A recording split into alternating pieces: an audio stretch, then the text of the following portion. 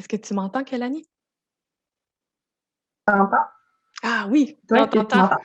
Oui, parfait. Bon, ben bonjour, merci d'être là. Nous avons aussi Catherine Wallingberg de Semences Nordiques. Bonjour, Catherine. Salut! Bonjour. Ça va bien?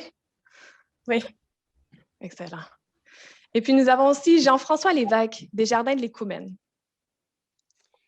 Bonjour à tout le monde. Bonjour, Jean-François. Merci d'être là. Oui. Alors, nous sommes prêts à écouter les présentations de nos invités. Chaque invité a une petite présentation à la bonne franquette, là, un petit 5-10 minutes pour nous partager leur métier puis leur expertise. Puis par la suite, à la fin des trois présentations, il va y avoir la période de questions. Vous allez pouvoir poser toutes vos questions. Allez-y, gênez-vous pas. Il n'y a pas de questions qui sont pas bonnes. Donc, gênez-vous pas dans le chat ou vous pourrez lever la main. Alors, commençons par Kelani Chapdelaine-Lavoie, des Jardins féconds de Kelani. Pour qui son moment préféré dans sa journée, on lui a demandé, c'est quoi ton moment préféré dans ta journée ou dans la semaine de travail? Puis elle nous a répondu que l'été, c'était d'être à l'extérieur, puis d'observer les pollinisateurs, puis d'observer leurs plantes préférées à chacun. Puis lorsqu'il fait moins beau, puis qu'elle doit travailler à la maison à ce moment-là, c'est faire des tests de germination qu'elle adore faire. Moi, je trouvais que c'était deux activités absolument agréables. Donc, si tu as la chance de faire ça dans ton travail, je trouve que tu es déjà très privilégié. Est-ce que tu veux nous parler un peu plus de toi? Oui, tu peux. Oui, je vais vous présenter les jardins féconds un peu. Donc, les jardins féconds, c'est une entreprise qui a plus ou moins 3 ans.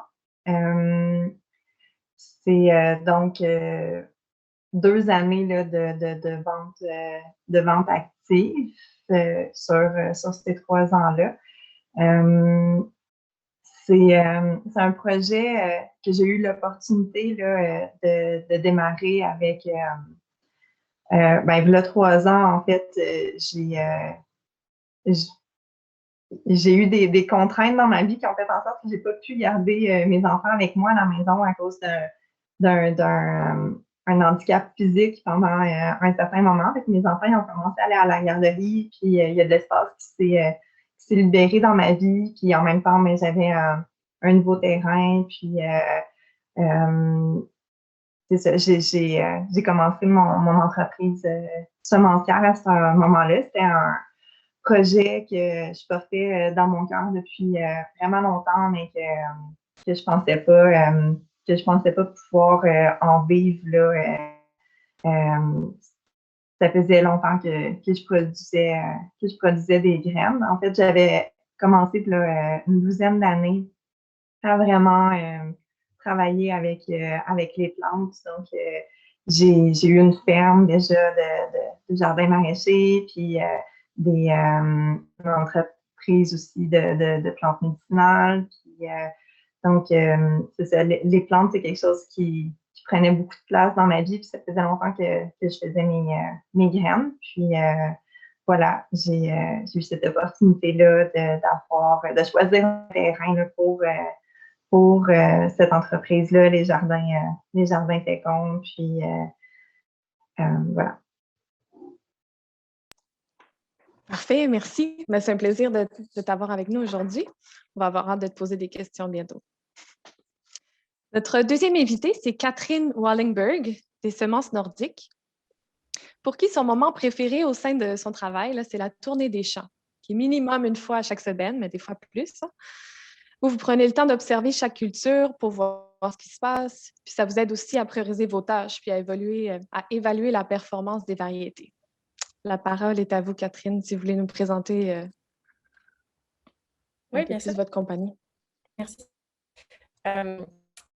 Moi, ça fait une dizaine d'années que je suis dans le monde des semences. J'ai eu la chance de rencontrer des gens vraiment extraordinaires au début de mon exploration de l'agriculture, parce que c'est pas, je suis pas née dans le métier. Et puis, c'est ça, j'ai commencé aux États-Unis. Je commençais un petit peu des petites cultures, des petits contrats. Alors, je faisais ça pour d'autres compagnies qui, eux, font de la vente au détail pour les jardiniers en sachet. Et puis, à mon retour au Québec, c'était clair que c'était quelque chose que je voulais explorer davantage. Et puis, j'ai travaillé sur des fermes maraîchères pour vraiment avoir une meilleure expérience de production. Au Québec, on a des maraîchers vraiment extraordinaires. Et puis, j'ai pu apprendre tout plein de choses à propos de la gestion des insectes nuisibles, euh,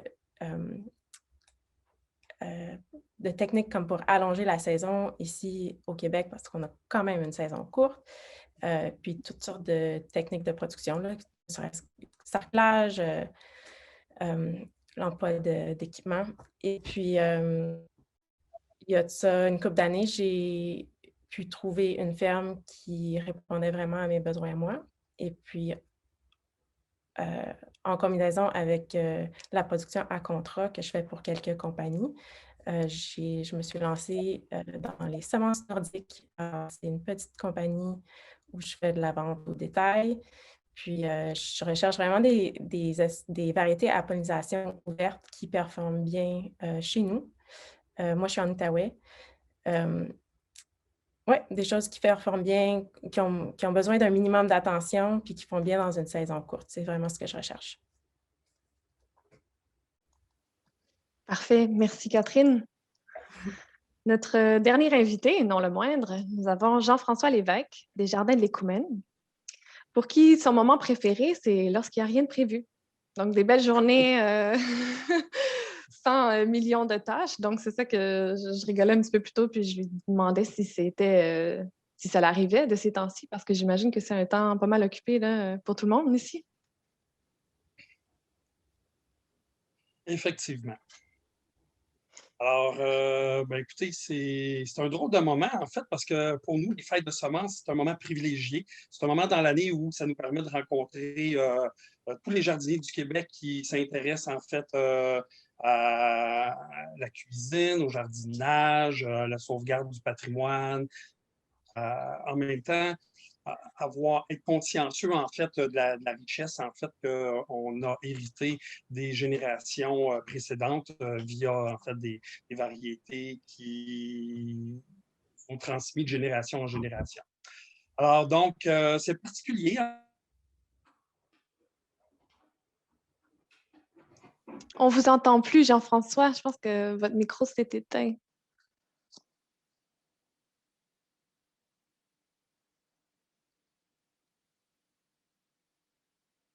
Jean-François, est-ce que vous m'entendez?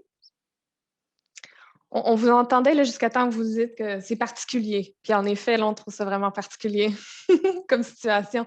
Je vous écoute pour la suite. Vous m'entendez maintenant? Oui, oui, c'est parfait. Oui, bon. Alors, bon, désolé, c'est la technologie parfois. Nous, on est en région, puis notre connexion Internet, c'est de la pseudo-OS, donc il faut vivre avec ça. Alors, donc, bref, les Jardins de l'Écoumène, c'est une aventure qui a débuté il y a une vingtaine d'années. Alors, j'ai fait une formation en horticulture, en foresterie, en conservation de la faune. Puis, quand j'ai découvert la permaculture, les premiers livres de Bill Mollison, ça a été pour moi une révélation. Et comme la synchronicité parfois fait bien les choses, on a pu acquérir en fait un lot de terre à Saint-Damien-de-Brandon dans la Naudière. Et c'est devenu, en fait, c'est à partir de ce moment-là qu'on a créé les Jardins de l'Écoumène. J'aime bien dire que les Jardins de l'Écoumène, c'est un laboratoire parce que bien entendu, l'agriculture bio, c'était la chose qui nous motivait à acquérir une terre. Mais bon, pour ceux qui sont déjà venus à l'Écoumène, on explore aussi les énergies renouvelables, le recyclage, le traitement des eaux et tout ce qui peut découler, en fait, d'expérimenter un mode de vie qui est alternatif, on peut dire ça ici, mais on est somme toute quand même des gens qui ont une voiture, qui vont à l'épicerie, on est des gens quand même normaux, on fait du commerce, mais on a comme perspective à l'Écoumène d'explorer en fait le développement durable. Donc ça, c'est une des motivations qu'on a. Et les semences s'inscrivent en fait dans cette démarche, étant donné que c'est la base de l'alimentation. Donc les semences doivent être produites, doivent être sélectionnées, doivent être préservées et cultivées aussi pour pouvoir les faire évoluer en fonction de nos besoins et aussi des changements climatiques, bien entendu. Hein. Notre terre, elle évolue, elle se transforme, donc les plantes qu'on cultive doivent aussi s'adapter à ces nouvelles conditions. Alors, donc, maintenant, après plus de 20 ans d'existence au Jardin de l'Écoumène, on est une équipe d'une vingtaine d'employés. On est en projet de construction de nouvelles infrastructures pour justement maintenir la croissance de l'entreprise. Quand on a débuté ce projet-là, les gens, en fait, une vingtaine d'années, je vous raconte une petite anecdote rapidement, mais les gens de la financière agricole, lorsqu'on les a approchés pour pouvoir avoir un petit peu d'aide de financement pour notre première serre, lorsqu'on évoquait les semences patrimoniales, on nous faisait répéter au moins 2-3 fois des semences quoi? Patrimoniales, oui, puis bio en plus. Ah, ben là, c'était comme, on se demandait vraiment à quoi pouvait servir d'une vingtaine d'années, c'était quoi l'intérêt, parce qu'on était dans les hybrides, dans les OGM. Je peux vous garantir qu'avec la situation actuelle du COVID, c'est clair que l'intérêt et la nécessité, en fait, pour les citoyens, les jardiniers, l'humanité, en fait, d'avoir la possibilité de se procurer des semences adaptées, en fait, à nos régions, à notre climat, mais aussi à notre méthode de culture. Là. Nous, on est des jardiniers, puis on n'a pas les infrastructures, les équipements que les industriels ont. Donc, on doit avoir des variétés adaptées pour ce type de culture. Alors, donc, c'est ce qu'on expérimente au Jardin des Coumènes, les sols vivants, bref, développement de l'écologie, tout ça, ce sont tous des trucs qui, si vous avez des questions pour aujourd'hui sur ces différents sujets, ça me fera plaisir, en fait, de répondre à vos questions. Merci beaucoup, Julie. Merci. Merci à vous trois. Super intéressant. C'est maintenant le temps de passer à la période de questions. Alors, comme mentionné précédemment, là, vous pouvez lever la main pour prendre parole ou inscrire vos questions directement dans le chat. Je vous rappelle aussi là, vous pouvez remplir le formulaire d'appréciation. Encore une fois, il devrait y avoir aussi le lien dans le chat accessible. Alors, moi, je vais tout de suite commencer avec une question avec Jacques Bordua, qui avait écrit « Bonjour. Comment protéger efficacement nos semences de carottes? Lorsque j'ai semé l'an dernier dans mon jardin à l'extérieur, aucune semence n'a poussé. Est-ce possible de les démarrer à l'intérieur? Qu'est-ce que vous en pensez? Est-ce que, Catherine, tu veux répondre? Oui, moi, je viens. Alors, les semences de carottes sont vraiment... ça va être de dire l'évidence, mais elles sont petites. Et puis, elles veulent être donc pas enfouies profondément. Mais par contre, elles prennent longtemps à germer. Alors, les carottes, je trouve que c'est vraiment clé de les garder humides, ce qui veut dire d'arroser fréquemment. Pas trop, là, on ne va pas délaver le sol non plus, mais d'arroser fréquemment. Les carottes, ça se transplante mal. Là. Il y en a qui l'ont essayé, mais jamais avec grand succès. Alors, l'idée, c'est vraiment d'avoir un semis gardé humide et puis de bien gérer ça. Par contre, une fois géré, il faut aussi faire attention de le garder propre. C'est quelque chose qui n'est pas très compétitif par rapport, mettons, aux mauvaises herbes, qui, elles, peuvent prendre beaucoup de croissance très rapidement. Alors, c'est quelque chose aussi à bien regarder attentivement pour désherber au besoin. Merci, Catherine. Jean-François ou Kélani, est-ce que vous avez quelque chose à rajouter par rapport aux carottes? Oui, bien, en fait, c'est une question qui revient effectivement souvent en fête de semences, parce que les carottes, c'est effectivement, comme Catherine le disait, c'est pas un semis facile parce qu'effectivement, la profondeur est très importante. Il faut les semer plutôt en surface plutôt que les enfouir. Des fois, les gens, ils vont rajouter trop de terre par-dessus le semis, ce qui inhibe en fait la germination. Il y a un petit truc qu'on aime bien donner, c'est que, étant donné, comme Catherine l'a souligné, la germination est plutôt lente, parfois, on aime bien ajouter à notre semis de carottes des radis. Le radis, en fait, va germer beaucoup plus rapidement et puis ça va nous permettre, en fait, de bien localiser l'endroit où on a fait le semis parce que des fois, au printemps, il n'y a pas juste les carottes, les plantes potagères qui poussent rapidement, il y a des mauvaises herbes aussi, puis on peut avoir de la difficulté à relocaliser, en fait, le lieu où on a fait notre semis. Donc, le radis peut aussi procurer, parce que, bon, comme Catherine l'a encore spécifié, ça, maintenir l'humidité, c'est important, mais la couverture, en fait, des jeunes plantules de radis peuvent aussi amener cette couverture de protection. Et puis, dès que les radis sont prêts, on peut les récolter, les éclaircir et par la suite, ben, on voit apparaître nos carottes et on peut poursuivre la culture de nos carottes. Donc, je dirais peut-être 10-20 de semences de radis avec les carottes, pas plus, parce qu'on veut quand même que nos carottes poussent. Parfait, merci. Bonne chance avec vos carottes. Oui. J'ai Julie Bordelot qui demandait à Kélanie si c'était elle qui illustrait les beaux dessins de plantes sur son site web. Kélanie, est-ce que c'est toi qui as plusieurs talents? J'ai un talent de dessinatrice, mais pas un talent d'illustratrice. C'est donc Mathilde 5 mars là, qui a fait mon logo. C'est d'ailleurs elle qui a fait aussi les illustrations là, de mon livre, là, si vous voyez mon livre sur le site Internet. Voilà, mes beaux talents de dessinatrice, mais pas d'illustratrice. Mais peut-être des dessins sur les sachets là, à venir là, des plantes, là, justement. Très cool. Ben, j'ai une question aussi pour toi tout de suite.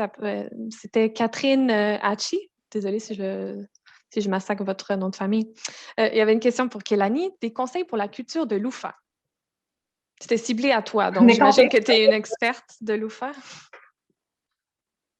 J'ai effectivement beaucoup de demandes de l'UFA sur mon site Internet. Puis ça donne aussi que ben, souvent les gens ne disent pas en faire pousser parce qu'ils disent que c'est pas assez chaud chez eux, alors que chez nous, on est en zone 3B. Fait qu'on fait vraiment partie des gens là, chez qui c'est vraiment frais. Là.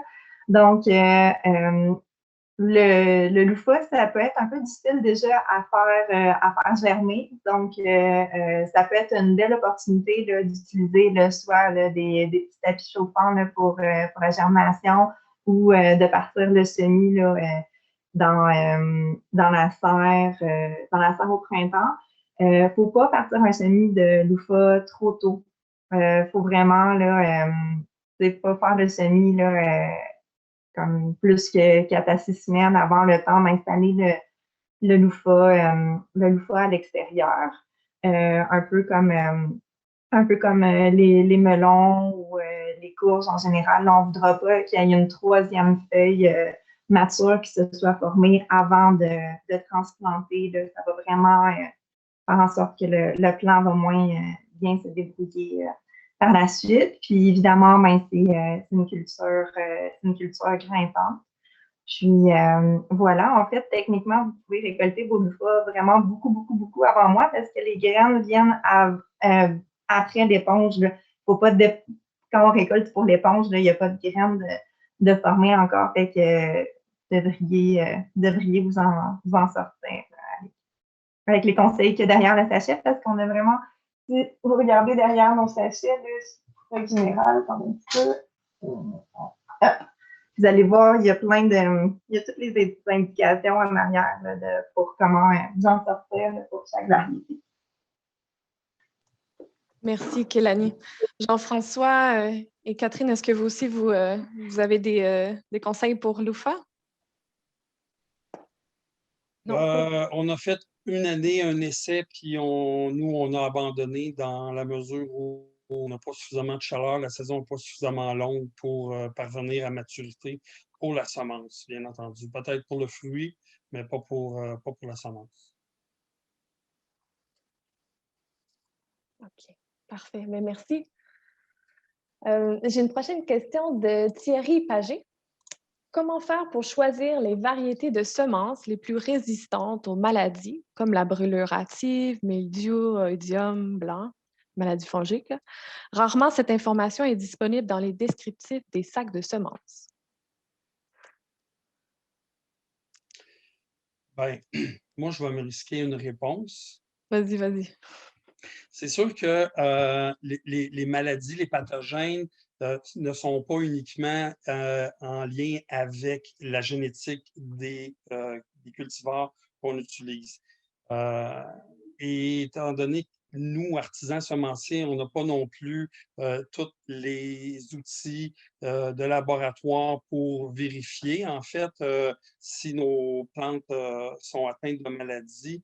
Euh, la seule chose qu'on peut faire et qu'on garantit, c'est qu'on les a observés. Comme nous, à l'Écoumène, on les cultive depuis une vingtaine d'années. On réutilise à chaque année les mêmes variétés. On est capable de constater, en fait, si les variétés qu'on commercialise ont des problèmes de maladies ou de pathogènes. L'autre chose qu'il faut considérer et observer, c'est nos écosystèmes de culture. Donc, ça les potagers, les lieux où on cultive les plantes. Ça, c'est l'autre élément, en fait, qui est probablement plus important encore parce que c'est souvent les lieux de culture, les méthodes de culture qui peuvent faire en sorte que les plantes vont être atteintes ou non de maladies.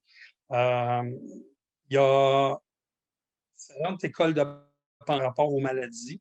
Moi, j'aime bien, en fait, considérer que les micro-organismes qu'on considère comme étant des maladies, ce sont en fait des organismes qui ont comme fonction dans les écosystèmes en général, mais les écosystèmes cultivés, comme des agents régulateurs.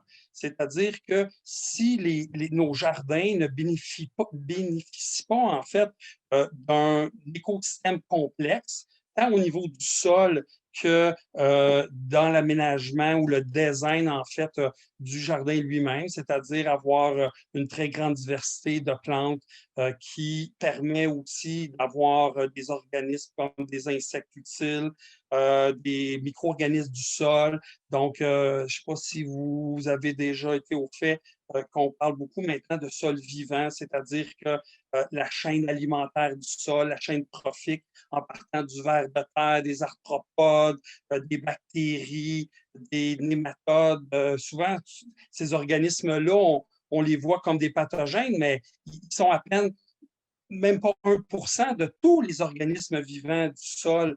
On doit en fait les mettre en valeur.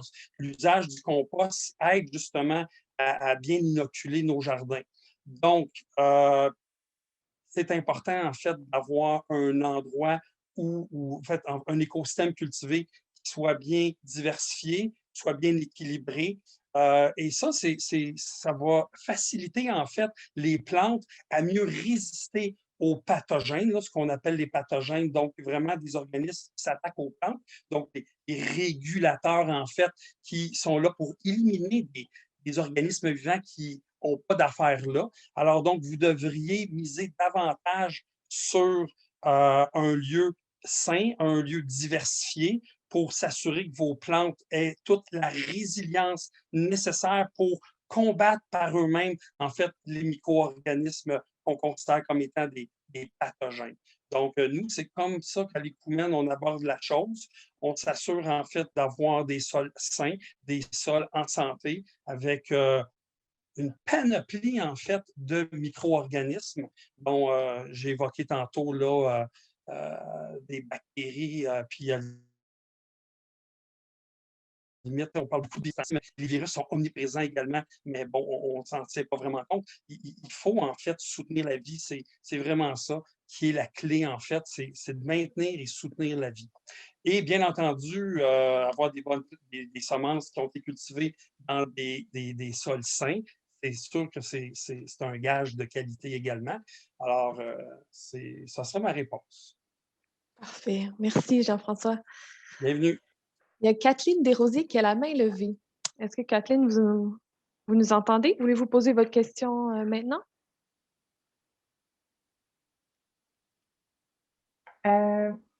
Moi, j'avais envie de rajouter quelque chose là, sur les cultivars, les maladies. Là.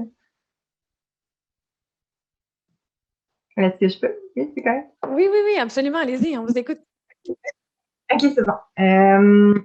Donc, oui, c'est ça. Il y a effectivement des cultivars qu'on connaît qui sont résistants là, à des maladies en particulier.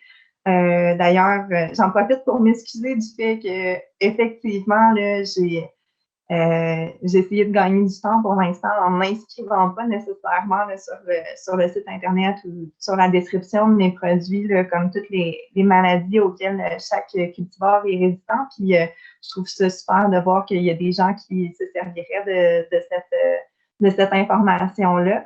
Mais au-delà de l'information là, que vous pouvez chercher puis que je peux amener plus de documentation sur mon site éventuellement, d'une façon plus sommaire dans vos choix, c'est essayer de ne pas être trop fantaisiste. Puis, si vous êtes très fantaisiste, de combler, de aussi avoir des choix plus sobres de façon générale, c'est-à-dire que, par exemple, le poids qui résiste le moins à plusieurs maladies fongiques, c'est le poids le plus sucré, la betterave qui résiste le moins à tel puis tel envahisseur, c'est la betterave la plus belle, grosse ronde. Puis les tomates, là, les fameuses tomates qui sont immenses sur les plants qui arrachent presque les plants puis qui craquent de partout tellement qu'ils sont grosses, ben, évidemment, ben, ça invite un peu à la maladie, tout ça. Donc, moi, une suggestion que je fais, c'est si vous avez envie d'être fantaisiste, ben, soyez sobre aussi en même temps, gardez comme ça, ben, si votre écosystème n'est pas encore assez équilibré pour avoir pu empêcher ces envahisseurs ou ces maladies-là de s'installer, ben, au moins, ben, ils vont s'en prendre au plus faible, c'est-à-dire à celui qui est le plus attrayant, puis ils vont vous laisser ce qu'il y a de plus rustique dans votre jardin, puis au moins vous allez avoir ça. Merci, Kélanie. Merci de la précision. Kathleen Desrosiers, est-ce que maintenant vous avez accès? Oui, OK, parfait. On a activé votre micro. Parfait, on vous écoute. Vous m'entendez? Oui. Ma question, j'ai vu cette semaine une chronique à Salut Bonjour où la dame parlait justement de partir ses semis intérieurs et elle parlait d'un tapis chauffant. Est-ce que c'est absolument nécessaire pour partir ses semis? Moi, c'est ma première expérience de jardin cette année. J'ai acheté des petites choses de base, mais est-ce que mon tapis chauffant est nécessaire ou une simple lampe UV avec un dôme pour partir les germinaisons est suffisant? Merci. Si je peux m'aventurer à répondre à cette question. C'est certainement pas nécessaire. Je te dirais qu'une lampe UV, c'est pas nécessaire non plus. Tant mieux si tu en as déjà une, mais non, c'est sûr qu'il faut un minimum de chaleur. Moi, je chauffe au bois dans ma maison, puis je sais que s'il fait toujours en bas de 15 degrés, je vais avoir de la misère à partir des semis. Mais j'ai un endroit dans ma maison où je sais que je peux garder un peu plus chaud. Et puis, mais moi-même, je n'ai pas de tapis chauffant. C'est vraiment pas nécessaire. Un dôme aussi, c'est une bonne idée pour garder une certaine humidité puis une certaine chaleur aussi. Mais même ceux qui n'ont pas de lampe UV, s'il y a un endroit bien éclairé dans leur maison, côté sud idéalement, même sur un bord de fenêtre, là, ça peut très bien aller pour commencer. Merci Catherine. Moi, j'aimerais rajouter un détail. En fait, des détails. Vas-y. Effectivement, on peut partir nos semis sans tapis chauffant, mais en fait, on parle de la gestion de la chaleur du sol lorsqu'on utilise un tapis chauffant. Il y a certaines espèces qui bénéficient tout de même d'une meilleure chaleur. et d'autres espèces qui ne bénéficient pas de chaleur. Donc, en fait, c'est plutôt le contraire. Alors, je vous donne 2 exemples. Les cucurbitacées, donc les courges, les concombres, les melons, apprécient beaucoup la chaleur. Les solanacées aussi, comme surtout les tomates, les poivrons, les aubergines, ce sont des cultures qui aiment avoir de la chaleur. Cependant, ce qui est important, c'est d'éteindre le tapis chauffant durant la nuit. Parce que si vous maintenez cette chaleur-là avec une faible luminosité, bien à ce moment-là, vos plants vont s'étioler, c'est-à-dire qu'ils vont pousser, on dit en orgueil, c'est-à-dire qu'ils ne seront pas trapus. Donc, ça, c'est une chose à considérer. Il y a des cultures qui, c'est plutôt le contraire. Exemple, les laitues. Les laitues, ils ont besoin de fraîcheur. Ne mettez jamais vos laitues à la chaleur. Tout simplement, ils ne germeront pas. Donc, c'est un outil qu'on utilise qui est quand même bénéfique dans certains cas pour certaines espèces, mais j'abonde dans le sens de Catherine. Ce n'est pas une obligation, mais ça peut aider aussi à maintenir un sol chaud. Mais il y a un autre élément, en fait, qu'il faut ajouter à la température, c'est la ventilation. Lorsqu'on parle des semis-intérieurs, au bénéfice de Catherine qui a débuté des semis-intérieurs, souvent les gens vont négliger, vont se soucier en fait de la température du sol, ils vont se soucier de la luminosité, mais ils ne soucient peu de la ventilation. Donc, on a probablement tous dans notre garde-robe un ventilateur qu'on sort une fois par année en juillet quand il y a la canicule. Ça serait le temps de le sortir pour en fait, de l'utiliser pour les semis, parce que la ventilation aide beaucoup à réduire les champignons, en fait, un champignon en particulier qui occasionne ce qu'on appelle la fonte des semis. Donc, Kathleen, ventilation à ne pas négliger. Parfait, merci. Bienvenue. J'ai une question ici dans le chat de Paulina Yepes qui envisage un changement de carrière. Puis, elle aimerait savoir combien d'heures vous faites environ par jour. Kélanie, est-ce que tu veux nous répondre? Je pense que vous avez toutes probablement des réponses différentes, là, mais j'aimerais entendre la réponse de chacun de vous. OK. C'est vraiment un travail qui est déjà à l'année. C'est pas comme, il n'y a pas vraiment de moments dans l'année qui sont comme des moments de congé. Là. Même que ouais, il n'y a vraiment pas de moments dans l'année qui sont des congés. Au niveau des heures, je te dirais que c'est moins depuis que je suis rendue à l'étape d'avoir des employés. Depuis que j'ai des employés, là, je veux dire, quand c'est le temps de travailler, je travaille là, mettons, mon 45-50 heures, puis le reste du temps, la fin de semaine, puis le soir, le plus possible, j'essaye de ne pas trop travailler puis de m'occuper de mes enfants. Puis je mets un mot sur le site Internet, je dis on est en retard de 2 semaines d'incommande, puis débrouillez-vous avec ça. Mais c'est ça, c'est un travail qui est là tout le temps, puis toute l'année par rapport à d'autres travails là, agricoles, horticoles. Merci, Kélanie. Catherine, est-ce que vous voulez répondre aussi? D'accord. Je trouve que c'est une grosse question. Puis, je pense qu'il y a moyen d'avoir un équilibre dans la vie et de travailler en agriculture. C'est certainement difficile à atteindre. Je pense que les gens qui ont la piqûre sont souvent appelés à travailler de longues heures.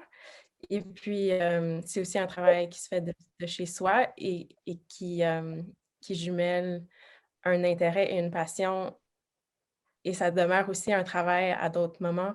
Alors, c'est très facile de faire des longues heures, mais qu'est-ce qui est un travail et qu'est-ce qui ne l'est plus? Tu sais, il y a une certaine part d'exploration et de plaisir.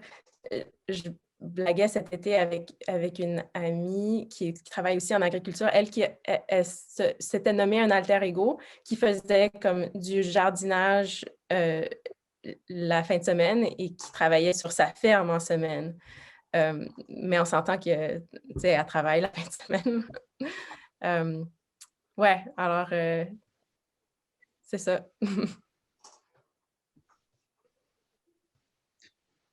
Merci. Donc, c'est à mon tour. Oui, c'est à ton tour, vas-y. C'est à mon tour, hein? Écoutez, moi, je me suis créé un environnement, un écosystème, un laboratoire, puis à travers ça, il y a une passion aussi, il y a une quête. En fait, si ça intéresse les gens de comprendre mieux comment, en fait, je maintiens l'équilibre entre le travail et ma passion et tout le reste, ça s'appelle Ikigai. Donc, vous irez sur Google, vous taperez Ikigai. C'est une philosophie japonaise, en fait, qui nous permet, en fait, une fois qu'on a trouvé, en fait, notre Ikigai, de rester équilibré à travers ce pour quoi on gagne notre vie, ce pour quoi on est passionné, ce pour quoi on est doué et la mission aussi qu'on s'est donnée comme individu. Alors, donc, puis pour répondre concrètement à la question, je commence à travailler le matin entre 5h30 et 6h et puis je termine de travailler habituellement aux alentours de 8-9 heures. Donc, vous ferez le calcul et ça, 7 jours par semaine. Donc, on est tous vraiment privilégiés de vous avoir en ce moment à nous tout seuls là, pour 1h30. Là, c'est ça qu'on doit conclure, non? Non, pas tout à fait. En fait, je suis privilégié aussi d'être parmi vous aujourd'hui. Je vous le dis, puis je le répète, je suis sincère.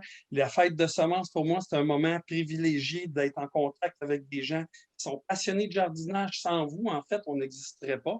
Et puis, c'est rassurant de voir qu'il y a des gens comme vous qui jardinent, qui sont conscients, en fait, qu'on peut faire les choses différemment. Puis, je reviens souvent à la même formule. Là. Écoutez, les semences qu'on produit, ils sont issus, en fait, d'une transmission de génération en génération depuis des temps immémoriaux.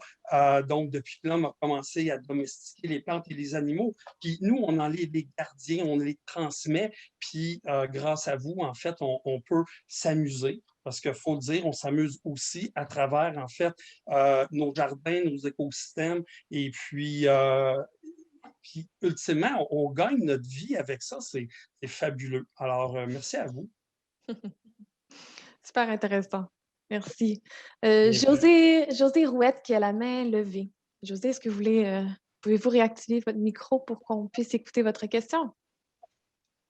Oui, vous m'entendez? Oui. Oui. En fait, ça fait au-delà de 30 ans que je fais un jardin potager chez moi, un petit jardin familial. Et j'ai toujours eu de la difficulté à faire mûrir des poivrons pour les avoir mangés rouges, qui sont plus sucrés, malgré que je choisis des cultivars hâtifs. Avez-vous une suggestion? Oui. Oui, ce serait... est-ce que vous m'entendez? Oui. Oui, parce qu'à chaque année, j'ai la piqûre de recommencer, mais rendu à la fin de l'été, je n'arrive pas à avoir beaucoup de piments rouges, de poivrons rouges. Dans quelle région? Au poivron. 4B, okay. Dans la rive sud de Montréal. On est à Sorel-Tracy, Jean-François. OK. Ouais. Donc, à défaut d'avoir une serre, cultivez vos poivrons dans des pots noirs. Ça va garder ça va maintenir le sol chaud, puis ça va vous permettre de les rentrer là, le soir quand c'est frais, puis vous allez pouvoir étendre la saison là, sur plus longtemps comme ça. Là. Okay. En plus, vous allez pouvoir même en profiter là, pendant une partie de l'automne, peut-être même de l'hiver, là, parfois, dépendamment du cultivar que vous choisissez. Moi, j'ai un complément sur la question. On aimerait ça peut-être essayer cette année de faire des choses sur le patio, parce que ça vient chaud. Nous autres, on est plein sud. Est-ce que ça pourrait faire partie de la solution? Ben, absolument. Le pot noir, ça va bien sur le patio. Nous, on aime bien utiliser les smart pots. C'est des contenants qui sont en tissu. Puis on a des très bons résultats. C'est durable et puis ça respire bien. Alors, ces contenants-là sont vraiment adaptés pour la culture en contenant, d'une part. Oui, si on était dans une fête de semences, ben, je vous proposerais de cultiver le poivron d'Oil, qui est, moi je l'appelle notre poivron du débutant. Donc, plutôt facile à cultiver, qui mûrit très rapidement. Petite suggestion. Je viendrais seconder la suggestion de variété de Doe Hill. C'est vraiment un poivron super hâtif. Moi, je ne m'y connais pas vraiment en culture en pot. Par contre, ce que je fais au champ avec mes poivrons, c'est que j'utilise des couvertures flottantes. Je ne sais pas, est-ce que vous savez de quoi je parle? Là, des petites cultures blanches très, très minces. On dirait quasiment du Kleenex. Puis ça me permet de les transplanter alors qu'il y a encore peut-être quelques journées fraîches, mais ça leur donne un peu plus de chaleur au printemps, au début de l'été. Puis je les remets aussi à la fin de l'été, voire l'automne, pour mûrir les derniers poivrons. Alors ça leur permet de toffer vraiment quelques gels, là, dépendamment évidemment du gel, mais d'aller chercher quelques poivrons qui sont déjà sur le plan. Parfait, merci à vous trois. J'ai Daniel qui demande, question de jardinier urbain, avoir plusieurs plants de tomates ou poivrons par pot, les bonnes pratiques à avoir pour maximiser la production. Qu'est-ce que vous en pensez? Il faut avoir un très gros pot s'il y en a plusieurs plants peut-être? Ouais. Ben, moi, je Veux-y dirais aller, que Kelani? d'avoir plusieurs plants dans un pot, en fait, il faut que tu varies ce que tu mets à l'intérieur d'un pot. Tu sais, mais pas comme, dis pas, dans ce pot-là, je mets mes plants de poivrons, dans ce pot-là, je mets mes plants de tomates, etc., etc. Tu sais, dans ce pot-là, je mets un plant de tomates, je mets des plants de basilic, puis des plants de haricots, tu sais, ou il varie ce que tu mets à l'intérieur de tes pots en fonction des hauteurs puis des besoins. Comme ça, tu vas pouvoir vraiment avoir beaucoup plus de choses là, par pot, mais pas plein de tomates dans un pot. Oui, excellent. Merci. Il y a Marie Caro qui a la main levée. Est-ce que vous voulez poser votre question maintenant, Marie? Oui, bonjour, vous m'entendez? Oui. Moi, ça fait quand même quelques années que je fais du potager, donc je suis pas débutante, je suis plus intermédiaire. Par contre, il n'y a rien à faire, les panais, ça pousse pas. Fait qu'avez-vous des trucs, peut-être, je sais pas si c'est dans la germination, j'ai même pas de feuilles qui sortent la plupart du temps. Puis là, sur peut-être une vingtaine que je vais mettre ou plus, je vais avoir une ou deux qui vont germer, les feuilles vont sortir, mais c'est un petit filet de panais, ça ne pousse pas. Je cultive dans des smart pots. Je ne sais pas si c'est parce que j'ai trop de compost ou je ne sais pas c'est quoi. Donc, si vous avez des trucs, je les prendrai. Merci. Merci. Mm. Veux-tu répondre? C'est une question quand même un peu difficile parce que moi-même, chez nous, je suis obligée de les truquer un peu les panais parce que c'est pas simple chez nous non plus, mais une affaire que je me suis vraiment rendu compte, je pense pas qu'il y ait trop de compost parce que contrairement aux carottes, les panais aiment vraiment un sol riche. Chez nous, toutefois, je les sème et je les récolte pas à l'automne, je les récolte au printemps d'après. Ils sont vraiment c'est vraiment à ce moment-là que je les trouve gros et beaux. Effectivement, quand je les récolte à l'automne quand je les récolte à l'automne, c'est sûr que j'ai oublié sur place que rendu au printemps, je les trouve vraiment, vraiment parfaits. Fait que, voilà. OK. Merci.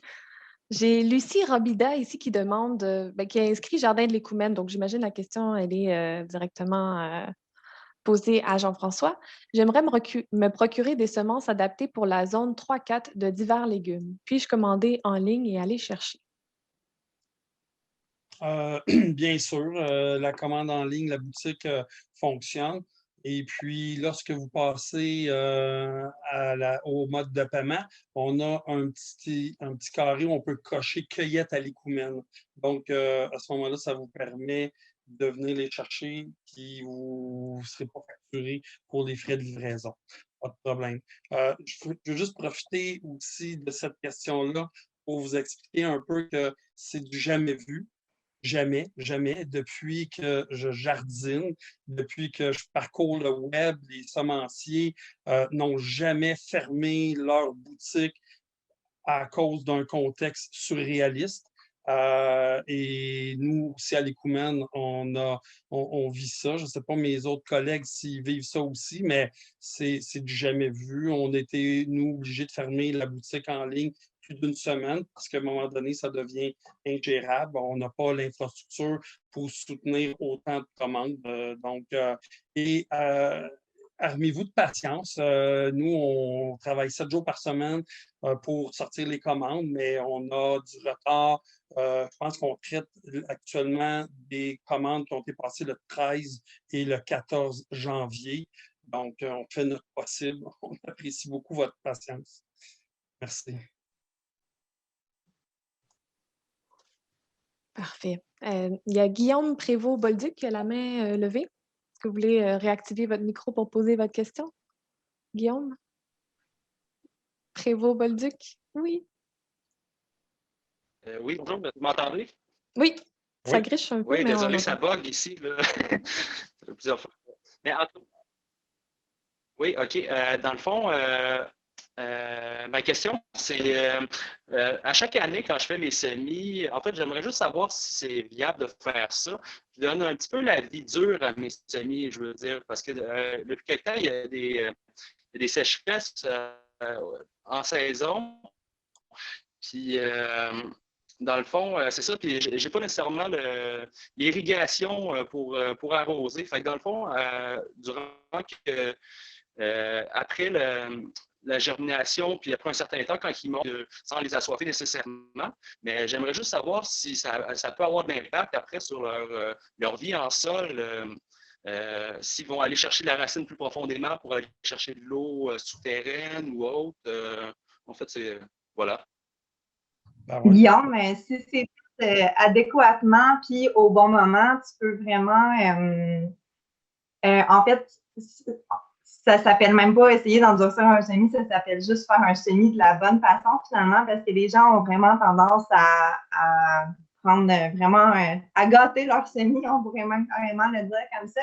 En fait, l'important, c'est que tu maintiennes le terreau humide toujours jusqu'à l'émergence des premières feuilles. Puis les premières feuilles, en fait, c'est pas là, les petits cotylédons là, qui sortent au départ, c'est vraiment les premières feuilles par la suite. Donc, le terreau doit être humide jusqu'à l'émergence des premières feuilles. Quand tu as les premières feuilles, à partir de ce moment-là, on arrose au besoin. Et ça, c'est juste qu'il faut comprendre c'est quoi que ça veut dire au besoin pour pouvoir bien le faire. Au besoin, ça veut dire que les feuilles là, sont en train de pencher un peu par en bas parce que au lieu que la plante soit en train de mettre son énergie dans son épanouissement des feuilles, elle est obligée de la mettre à développer la racine pour aller chercher de l'eau, parce qu'elle n'en trouve pas de l'eau, fait qu'elle essaye de faire développer la racine pour en chercher plus loin. Quand tu vois que tes feuilles commencent à flétrir un peu, vouloir pencher par en bas, c'est fait, tu as attendu la quantité de temps qu'il fallait et là, tu arroses. Tu fais la bonne chose en ne vérifiant pas toujours là, si le dessus de ton terreau est humide. Là. Puis quand tu arroses, tu arroses bien parce que tu veux arroser le moins souvent possible puis le plus possible à ces moments-là. Quand tu es rendu à des moments comme ça que tu arroses à des moments espacés, ça veut dire que tu n'es plus avec le petit terreau de germination initial qui ne contient pas de nutriments. Tu es censé avoir à partir de ce moment-là vraiment soit de la terre de rempotage ou soit avoir commencé à donner là, des liquides nutritifs à l'intérieur de ton arrosage pour que, justement, quand la plante profite de ces moments-là où il y a plus d'eau dans le sol que dans les racines et donc, par succion, ça rentre dans les racines, qu'elle en profite pour se nourrir. Merci, Kélanie. J'aimerais juste ajouter que c'est effectivement une bonne affaire d'initier en fait les plantes aux différents stress qui sont d'ordre ce qu'on qualifie de abiotique, c'est-à-dire la lumière, l'eau, le vent. Donc, des initiés à ces différentes conditions-là, surtout lorsqu'on part les semis à l'intérieur, c'est toujours une bonne pratique parce que ce qu'ils vivent à l'intérieur puis ce qu'ils vont vivre à l'extérieur, c'est très stressant pour les plantes. Donc, des initiés, mais de façon doucement, donc sans trop. Il ne faut pas non plus laisser mourir notre plante, là, on s'entend, mais cette initiation-là est très importante. Moi, on fait toujours ça, nous, à l'Écoumène, autant hydrique que les températures aussi. Les nuits, on descend très bas les températures pour justement avoir des températures similaires au moment où on fait notre transplantation à l'extérieur. Donc, c'est bon. Moi, je t'encourage à poursuivre ça. Parfait. Merci. Merci à vous deux. J'espère que ça va t'aider, Guillaume. J'ai Marien ici qui demande, il ou elle voudrait connaître un moyen pour la fonte des semis. Catherine, est-ce que tu voudrais nous répondre sur ça? Oui, je peux bien. Il y a certaines variétés qui sont vraiment, certaines variétés puis certaines espèces qui sont vraiment plus susceptibles à la fonte des semis. Une chose, c'est d'avoir un sol sain, d'éviter de trop irriguer, certainement de durcir ses plants avant la transplantation. Si on parle de transplant, la fonte des semis, ça peut aussi avoir lieu en semi-direct. Il y a moi, j'ai même essayé certains produits, en particulier pour les betteraves. J'ai un problème de fonte de semis dans les betteraves, du semi-direct. Alors, je sais qu'il y a certains produits qui vont venir comme ajouter des micro-organismes qui viennent comme faire un milieu plus propice aux plantes. Mais j'ai pas eu grand succès avec cette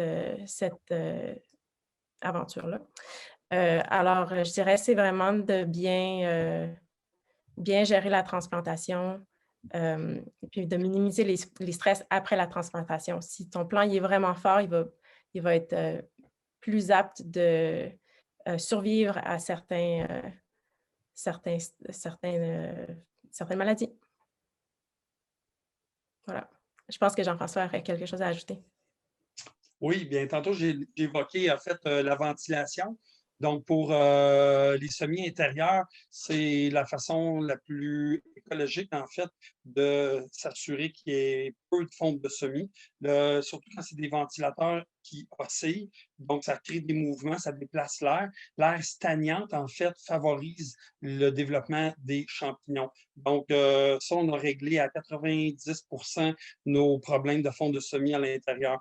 Les produits que nous, on utilise aussi dans les terreaux, c'est les mycorhizes. Les mycorhizes, lorsqu'ils se développent en même temps que la plantule, autant semi-intérieur qu'extérieur, créent en fait un environnement où on développe en fait des champignons qui, eux, exercent eux-mêmes un certain contrôle. Ça règle pas tous les problèmes parce que ce n'est pas nécessairement lié juste aux champignons, mais le fait que l'espace est occupé par la mycorhize elle-même, ça réduit en fait l'espace pour l'introduction d'autres micro-organismes. Donc, mycorhize, ça peut aider. On utilise aussi des activateurs de sol comme des bactéries, des protozoaires, en fait, d'autres micro-organismes qui permettent en fait de régulariser les organismes vivants dans nos sols. Ça, nous, on a des bons succès avec cette approche-là. Parfait, merci. Il y a Nancy Lachance qui a la main levée. Voulez-vous poser votre question maintenant? Oui. Donc, ma question, c'est que cette année, j'ai fait un petit virage. Ça fait des années que j'ai cultivé dans un potager extérieur pratiquement toute ma vie. Cette année, j'ai décidé d'intégrer le concept intérieur. Donc, je suis équipée avec des full spectrum pour mes plantes. Je pars mes semis, puis je fais des rotations. Donc, je mange de mon potager, mais intérieur. Toutefois, là, la problématique que je vis, puis je n'ai jamais vécu ça à l'extérieur, c'est le problème du blanc. Donc, j'ai quand même un taux d'humidité assez élevé dans la maison, mais j'ai quand même des problèmes de blanc. Fait que je ne sais pas trop comment le contrer, parce que si je pars une fan pour essayer d'éviter la fonte du semis, faire une aération, ça réduit l'humidité. Donc là, j'ai plus de blanc. Fait que je ne sais pas si vous avez des conseils à me donner. En fait, tu peux... moi, personnellement, chez nous, ce qu'on fait, c'est que pendant que le semis est en train de lever, on garde un plastique au-dessus de au-dessus des semis. Puis, dès que ça l'a levé, en fait, on enlève le plastique, mais dans l'espace là, des semis, là, on a un déshumidificateur, un ventilateur, on a toutes ces choses-là. On ne tient pas à garder comme l'espace humide, on tient juste à ce que les plantes qui sont encore en train d'essayer de germer sèchent pas en germant parce que les autres sont vraiment comme à surface du sol. Fait que garder un plastique juste pour ces plants-là. Les autres n'ont pas besoin d'un environnement particulièrement humide, en fait, parce que si l'environnement est humide, ça va empêcher l'eau de la plante de s'évaporer. Si l'eau de la plante ne s'évapore pas, les racines ne tirent pas l'eau du sol pour vraiment donc ils ne se nourrissent pas, pour vraiment que l'air soit assez sec là, pour que ça s'évapore, ça se nourrisse, puis que ça tourne comme ça. Là. Parfait, merci. Il y a peut-être aussi le choix des variétés. Des variétés qui ont peu de succès à l'intérieur. Donc, c'est peut-être une hypothèse à voir, à vérifier. Je reviens toujours au même concept. Hein? Ces pathogènes-là ont comme rôle et fonction d'équilibrer, en fait, les lieux, donc les écosystèmes cultivés. Donc, si votre plante est plutôt fragile, mal adaptée à ce type de culture-là, ben ça se pourrait en fait que les pathogènes se manifestent parce que les plantes ne sont pas adaptées au type de culture que vous leur contraignez en fait. Parfait. Je passe à la prochaine question de Marie-Pierre Lompré. Cette année, je planterai du souci officinal et de la bourrache officinale. Dois-je les partir en semis ou les mettre en terre au printemps? Pas besoin. Non, c'est ça, c'est relativement facile, ces deux plantes-là. On les plante directement en terre quand on veut. Puis... OK. Merci. Puis une chose, c'est que c'est des plantes qui se ressemblent bien aussi par elles-mêmes. Donc, en fin de saison, vous laissez au potager arriver à sénescence. Donc, les petites graines vont tomber au sol, puis voyager dans votre jardin. Observez bien, en fait, la forme des jeunes feuilles, parce que l'année suivante, vous risquez d'en avoir dans votre jardin qui vont pousser naturellement. Donc, évitez de les arracher, puis vous êtes capable d'en avoir pendant plusieurs années comme ça dans votre jardin.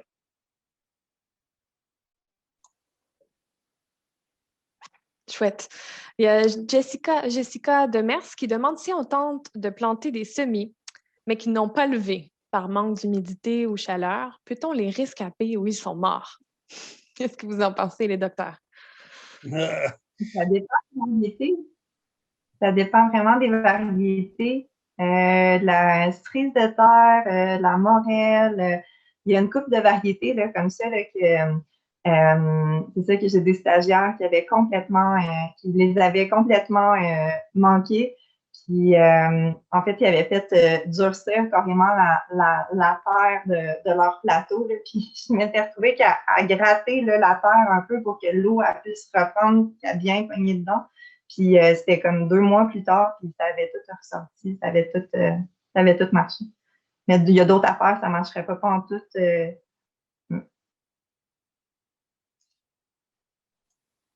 Parfait, merci.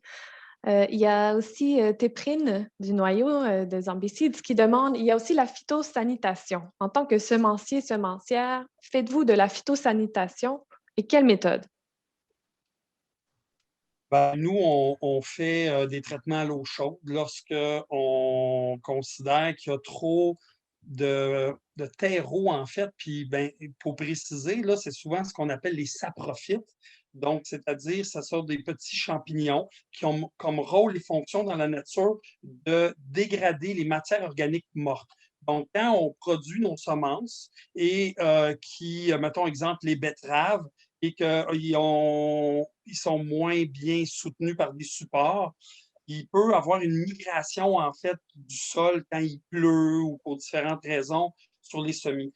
Donc, pour nettoyer, en fait, substrat-là du sol qui contient en fait des saprophytes qui ne sont pas des pathogènes pour les plantes. Ce sont des champignons qu'on retrouve naturellement dans la nature, mais on procède en fait à des traitements à l'eau chaude pour débarrasser en fait ces poussières-là. On le fait aussi à l'occasion avec les courges, surtout parce qu'au moment du séchage, il peut y avoir des poussières en fait dans l'environnement de nos installations. Puis on s'en rend compte quand on fait des tests de germination. Quand on fait ces tests-là, puis on se rend compte qu'il y a des moisissures, puis c'est bien important d'identifier si c'est un pathogène ou une moisissure, donc un saprophyte. À ce moment-là, on procède à des tests, des traitements à l'eau chaude. Donc, je ne sais pas si ça répond à ta question, Trépine, hein, mais on fait ça.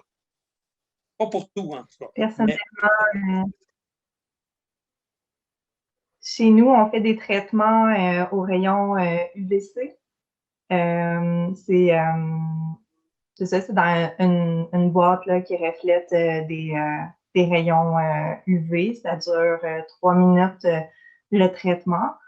Ça évite d'avoir à mouiller les semences en gageant une température parfaite, puis tout ça. Sinon, c'est vraiment dans la manipulation aussi des graines au quotidien, là, une grosse rigueur à toujours, et ça même avant la COVID, là, à toujours s'assurer que tout le monde se lave bien les mains là, avant de manipuler les semences, parce qu'on essaye, on s'en rend compte qu'on fait les tests de germination, justement, là, que c'est moindrement que c'est colmaté à la graine une substance pouvant servir de nutriment à une moisissure ou à n'importe quoi, mais en fait, souvent, il y a des graines qui vont vouloir moisir avant de germer, fait que ça baisse le taux de germination. Donc, voilà. Sinon, aussi, on est très rigoureux, là, surtout dans les semis, là, c'est quasiment comme la moitié du temps de la job, que de tout le temps tout désinfecter le matériel avant de partir des semis. Là. Nous autres, on fonctionne avec des racks à pain, puis des étagères, puis on n'a pas beaucoup de petits pots, au moins, à désinfecter, là.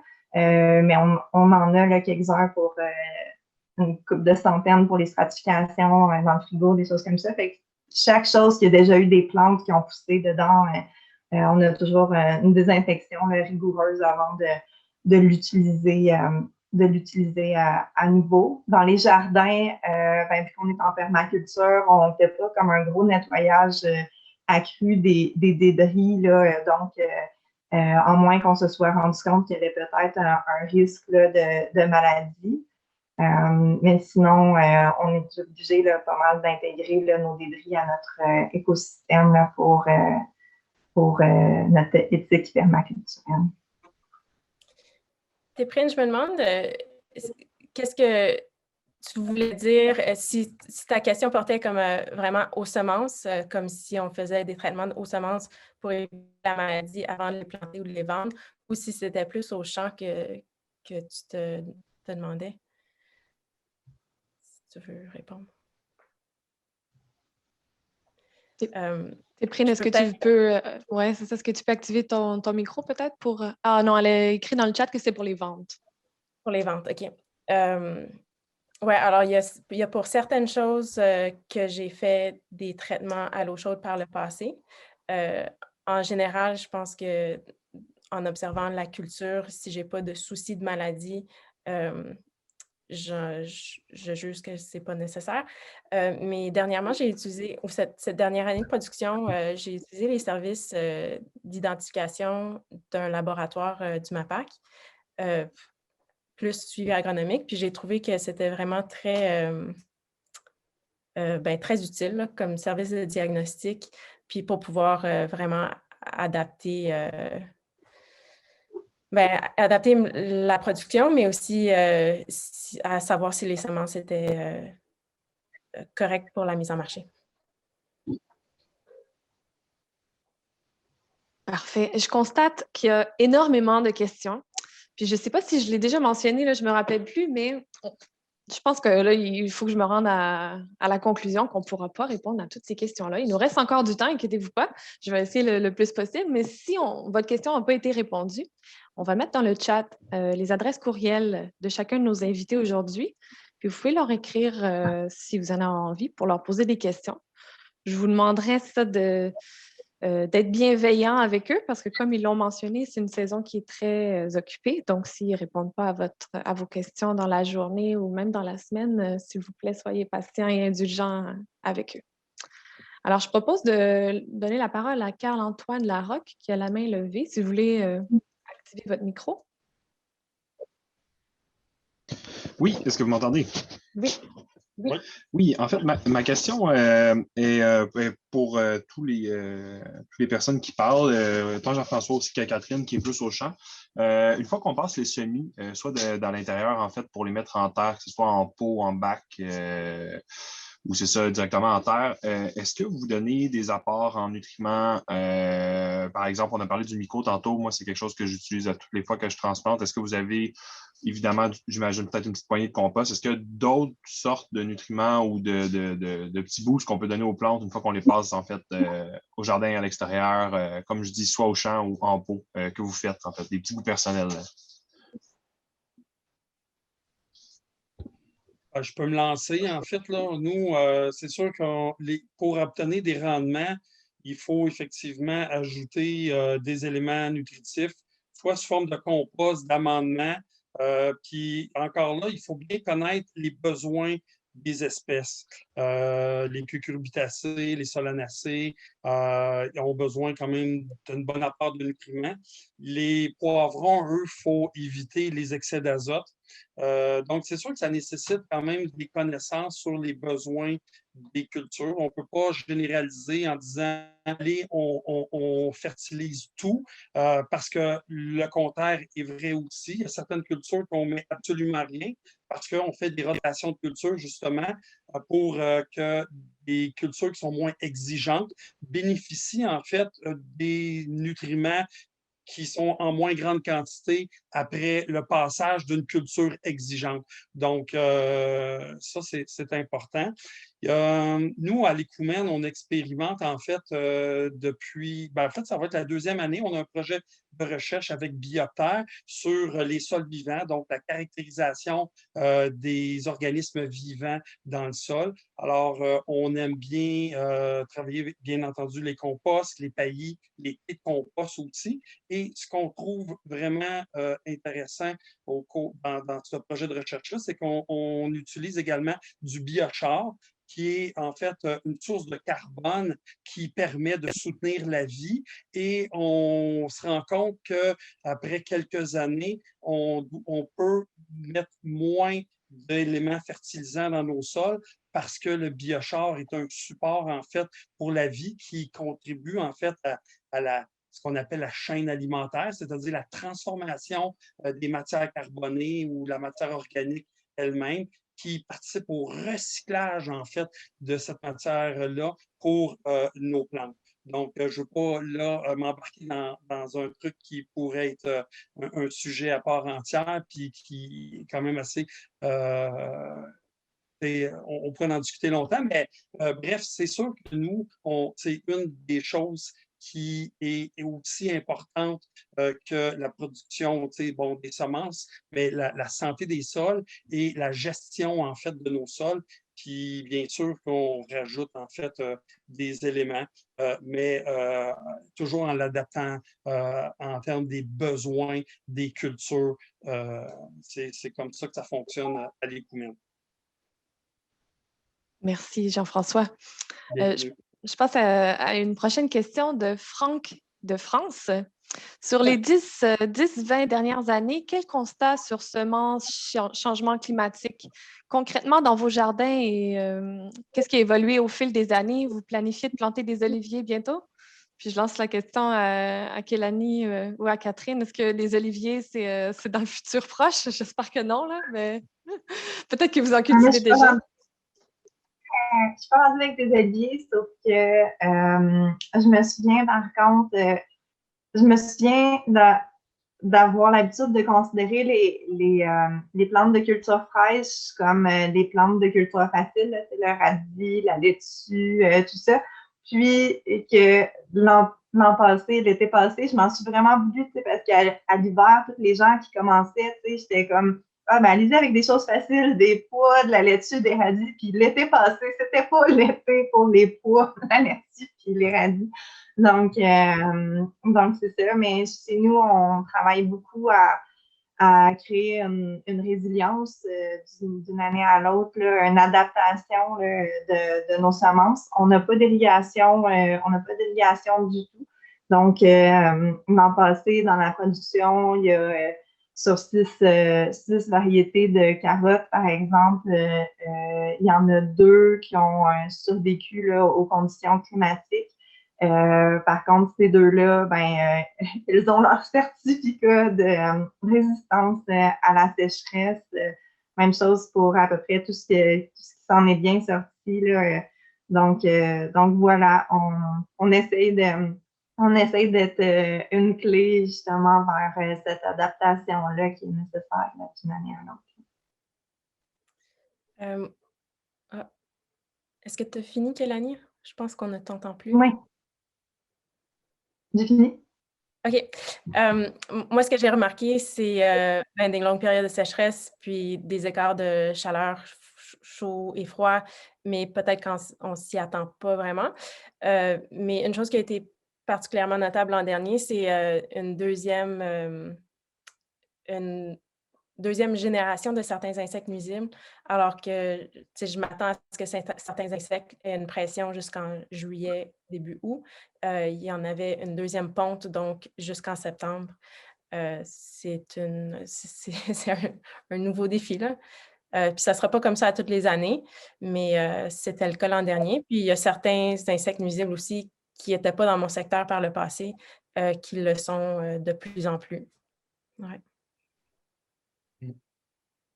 De notre côté, à l'Icoumen, depuis les 20 dernières années, ce que j'ai observé et qui m'affecte énormément, c'est la perte de la biodiversité. Les pollinisateurs, puis en fait, autant les insectes que les amphibiens, les oiseaux aussi. Mais en même temps, la nature se régularise des fois en bien, puis des fois un peu en nuisance. Exemple, l'année dernière, nous, à l'Icoumen, on a des populations de jets bleus comme on n'a jamais vu, au détriment probablement d'autres espèces qui arrivent difficilement à s'adapter, ce qui nous a occasionné énormément de pertes dans les maïs. Les jets bleus, je ne m'attendais vraiment pas. Habituellement, c'est les ratons, les moufettes qui sont problématiques en fin de saison, mais cette année, définitivement, les jets bleus ont ruiné en fait une partie de nos productions de maïs. Sinon, un peu comme l'évoque Catherine, nous aussi, on constate qu'il y a une migration des insectes nuisibles, entre autres la teigne du poireau. J'aurais jamais cru de mon vivant que je parviendrais difficilement à cultiver de la ciboulette. Puis on doit faire ce constat-là parce que l'Icoumen, même si on est quand même assez au nord, on a cette infestation-là de teigne du poireau. Donc, on doit s'ajuster, on doit s'adapter. Donc, bien sûr que les changements climatiques ont des effets. Et puis, depuis un certain temps, je m'intéresse particulièrement à essayer de comprendre, de voir l'impact que le taux de CO2 a dans l'atmosphère. Donc, on parle de 460 ppm. Quel impact ça peut avoir sur les végétaux? Il y a des études, il y a des gens qui essayent de comprendre, mais définitivement, personne n'a de réponse concrète à donner là-dessus. Mais on pense que ça peut effectivement, peut-être pas à court terme, mais à moyen terme, avoir un impact important sur l'agriculture, la foresterie. Donc, c'est des enjeux qui sont importants à tenir compte, en fait, pour les prochaines décennies. Merci à vous trois. Il y a André Lamotte qui a la main levée. André, voulez-vous... Ouais? Bonjour. Bonjour. Granby. Moi, j'aurais une question en rapport avec le pays pour mes smart pots. La moitié de mon jardin est en terre, mais l'autre moitié est en smart pot. Et puis, j'aimerais pouvoir ajouter peut-être des ribes de bois que j'achète chez mon fournisseur de nourriture pour mes poules. Puis votre question, c'est savoir si c'est une bonne utilisation, c'est ça, la rive de bois? Exactement. OK. Oui, Kélanie, tu voulais répondre? Ben, en fait, il ne faut pas confondre là, la rive de bois avec le bois qu'on utilise comme taillis des fois dans les jardins qui se trouve à être du BRF. Là. Les copeaux de cèdre, là, donc la rive, là, ou tout ce qui est copeaux de résineux de façon générale, on va trouver ça sur les plates-bandes ou entre les allées parfois. Mais on peut utiliser ça aussi pour cultiver des bleuets ou des cultures qui ont besoin de beaucoup d'acidité. Mais quand on parle de culture potagère, si on veut utiliser le bois, en fait, il faut que ce soit du bois mou, là, donc du bois non seulement pas de résineux, mais aussi pas du bois de peuplier qui va être aussi toxique là, aux cultures. Donc, c'est ça, souvent, ce qu'on va réussir à trouver, ça s'appelle du BRF, qui se trouve à être du bois raméal fragmenté. Donc, ça se trouve à être des copeaux, du déchiquetage des branches là, qui sont plus petites que la circonférence d'un doigt, qu'eux autres contiennent là, des enzymes et des nutriments là, particuliers qui vont être particulièrement favorables là, au développement là, d'un écosystème là, dans les jardins.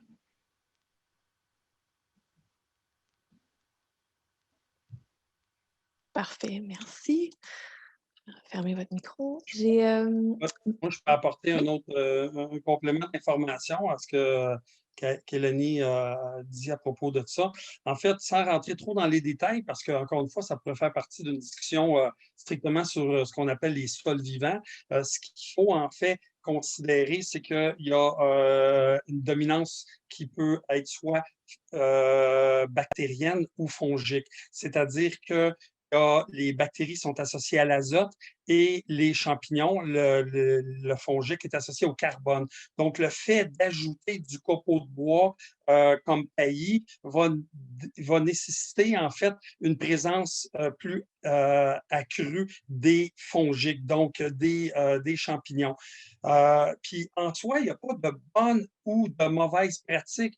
Il y a juste des pratiques qui doivent être adaptées aux besoins de nos plantes. Exemple, les arbres, les arbustes aiment être dans les milieux fongiques. Donc, pour eux, c'est une bonne pratique d'ajouter effectivement un paillis de copeaux de bois. Bien entendu, comme Kélanie l'a mentionné, bien, la nature de ce bois-là, la quantité, le volume, l'épaisseur aussi, tout ça, c'est à considérer. Cependant, il y a d'autres types de cultures, comme les plantes potagères.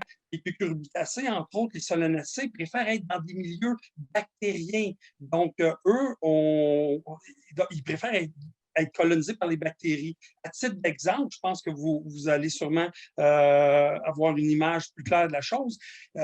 Si les gens qui font des composts dans leur jardin et qu'ils jettent durant l'hiver, mettons, des restants de table de courges, exemple, ben, comme moi, vous conviendrez que c'est toujours frustrant de voir que nos cucurbitacées sont toujours plus beaux dans les composts que ceux qu'on cultive dans nos jardins. Alors, mais la réponse est simple, c'est que les composts, ben, ce sont des milieux colonisés par les bactéries. Donc, il y a énormément d'azote. Donc, c'est cette compréhension-là, en fait, qu'on doit développer. Donc, comprendre, en fait, qu'il y a un lien entre ou un équilibre à avoir entre une dominance fongique ou une dominance bactérienne, c'est-à-dire avoir un compost qui est plus azoté ou carboné et l'adapter en fonction de la culture, que ce soit une plante potagère ou un arbre ou un arbuste ou une vivace. Donc, il y a une certaine compréhension, encore une fois, des besoins de nos plantes. Donc, il n'y a pas de recette magique. Il faut juste bien adapter, en fait, les produits qu'on utilise aux besoins de la plante. Et voilà, on crée en fait des milieux propices au développement de nos plantes. Merci. On a peut-être le temps pour une ou deux questions rapides. J'ai Julie Bordelot qui demande quelle est l'importance de la stratification quand on part des semis. Qu'est-ce que vous en pensez? Ça dépend si c'est des vivaces ou si c'est des annuels. C'est vraiment pas toutes les graines qui ont besoin d'être stratifiées, là. Mais dans le cas de plantes là, vivaces, souvent aussi bisannuelles, bref, des plantes qui habituellement là, auraient dû passer là, un hiver avant de germer, la stratification, là, elle peut être en fait absolument essentielle. C'est pas toujours long. Il y a des stratifications qui se font en moins de 10 jours. Là. Pour ceux qui savent pas, c'est quoi une stratification? C'est un traitement au froid humide. Donc, souvent, on peut utiliser là, par exemple, des petits contenants là, de framboises ou de fraises là, de l'épicerie qui sont des petits plats de plastique quand même bien aérés, dans lesquels, en fait, on va démarrer là, notre semis puis mettre ça au réfrigérateur.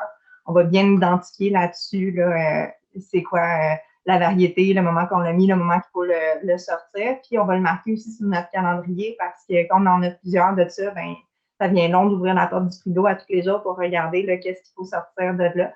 Donc, quand ça fait 2 semaines, 1 mois, 2 mois, la quantité de temps que ça devait passer au froid pour que les inhibiteurs de germination à l'intérieur de la graine ne soient qui devaient en fait vivre cette période de froid-là avant de permettre la germination, là, laisse place à la germination, à ce moment-là, on peut sortir du frigo, puis des fois, là, ça peut même être 2 périodes de froid, mais vous allez toutes trouver ces informations-là habituellement, là, soit sur le sachet de semences ou sur l'Internet.